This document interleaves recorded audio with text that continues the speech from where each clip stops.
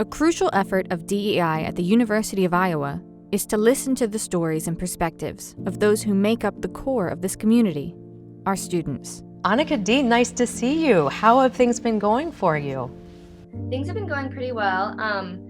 Finals week is pretty stressful, but other than that, I've been doing pretty good. I've been looking forward to this conversation. Yeah, absolutely. Same here, same here. So, when we first met, you talked about just a difference in your experience from year one to year two. Do you want to talk a little bit about just kind of the changes and maybe some challenges that you've seen? My freshman year, I came in and I did Iowa Edge, and immediately right off the bat, I was introduced to a huge community of students, and I met some of my very best friends there. I went to a high school that was 60-40, like 60% minority, 40% white. So I was very used to being with a diverse student body, and I knew going into all of my, top 5 college options, every one of them had like an 8 or lower percent Black student rate, some very small minority percentage of students.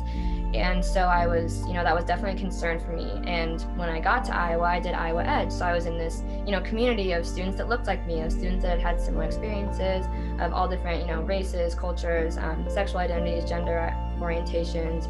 I was with a couple people from Iowa Edge. There were maybe 4 of us, and we were, standing outside of Courier before the giant freshman orientation, freshman welcome week Target run. And I remember all of the students pouring out into this bus stop, and we were the only group of minorities, and there were hundreds of students, and I was just blown away, because I've never really experienced that before, because my high school was not like that. As the lifeblood of this university, the experiences of our students reflect that of a constantly evolving campus, community, nation, and world. By focusing on their perspective, we can better understand the challenges, both seen and unseen, that they face.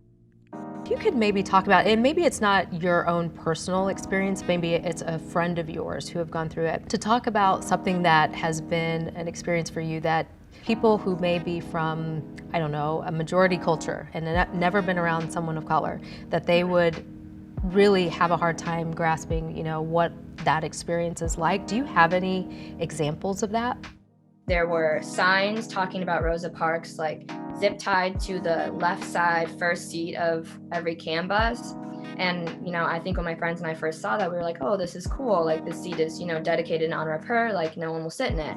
And then throughout the whole month, and just as long as the signs were up, we'd see white students sitting on the chair. And to me, that's just that putting that sign there was just such a simple way of trying to show respect and, trying to gain awareness of Black History Month and of, Black people who have stood up for what's right. And to see students so blatantly disrespecting that sign. And to me, even just having that was sort of a small like placation of for Black students, for students of color, like, okay, we're going to try and make this effort. And even that was disrespected by students.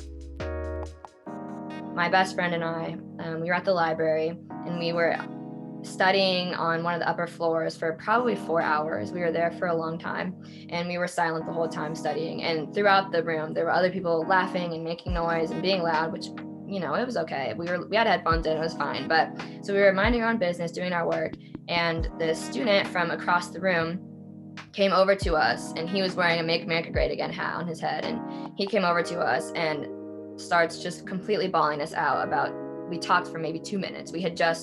My friend showed me something on her phone, and then he immediately made a beeline over to us and started saying, like, this is a library, you guys need to be quiet, you've been talking, this isn't your dorm room, singling out the only 2 Black students in this whole library of people that are being loud and talking, and we're being silent except for the 2 minutes. And immediately we were the ones that were approached.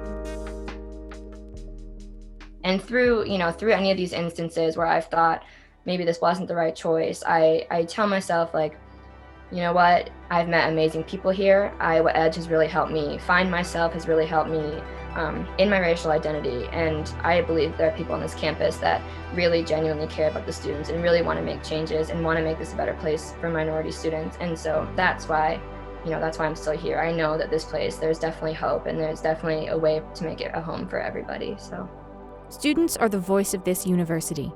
By lifting that voice, we can better identify the clear action that can be taken to continue growing the University of Iowa as a diverse and inclusive institution.